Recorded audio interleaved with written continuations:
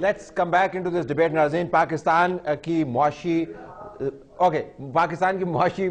بدحالی, پاکستان کی سیکیورٹی کا مسئلہ, پاکستان کے عوام کی ویلفیئر یا فلاح کا نہ ہونا, اور یہ عزم کہ ہم نے اپنے قدموں پہ کھڑا ہوتا ہے, یہ اس کے اوپر ذرا واپس آتا ہے ڈیبیٹ میں. نفیسہ, یہ لیڈنگ بائی ایگزامپل جو ہے, ریفارم ہمیں بڑی ضروری چاہیے.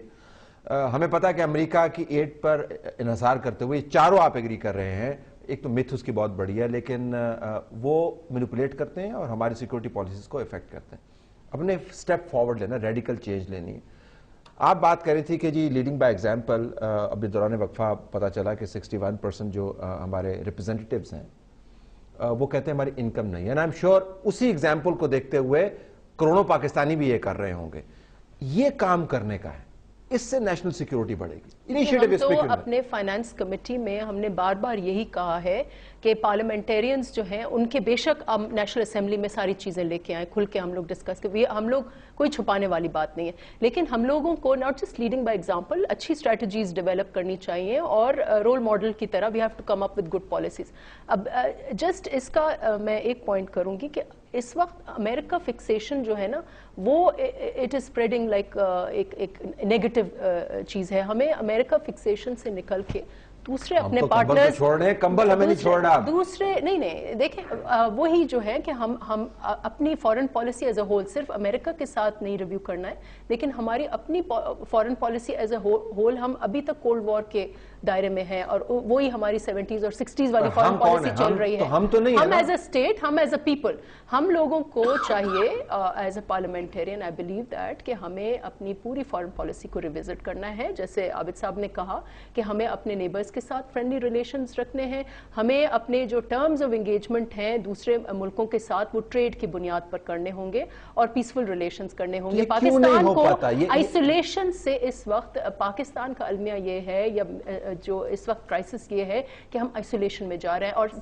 the most dangerous thing for a country is کہ ہم اگر پولیٹیکلی یا انٹرنیشنل کانٹیکس میں ہم آئسولیٹ ہوں. اس حوالے سے آئی وڈ سے کہ یہ 2-3 بہت پازیٹیو انیشیٹیوز لیے ہیں کہ صدر صاحب نے وزٹ کیا ہے رشیا کو. رشیا ہمارے کسی پیرامیٹر میں ہی نہیں آتا تھا فارن ریلیشنز میں, یا اس وقت چائنا جانا وزیر اعظم کا. تو ہمیں اور ایونیوز ایکسپلور کرنے ہیں اپنے ریلیشنز کے, اور ہمیں اس قسم کی چیز ساقہ صاحب. یہ ہمیشہ جب ہم ڈیبیٹ کرتے ہیں لوگ ہم پر تنقید کرتے ہیں, ایک تو جھگڑے والی ڈیبیٹ ہم بہت کرتے ہیں, اس سے ہم کنارہ کشی ہم نے اختیار کی ہوئی ہے. میں تو واقعتاً اوائڈ ہی کرتا ہوں, کبھی کبھار ہو جاتا ہے.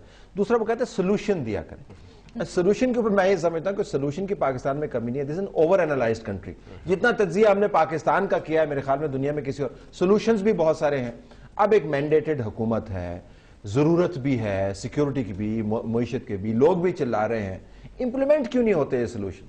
بہت آسان ہے اس کا آنسر. دیکھیں, میں تو بلیو کرتا ہوں پاکستان سے بڑی ویلفیئر اسٹیٹ دنیا میں نہیں ہے, but welfare state for the elite.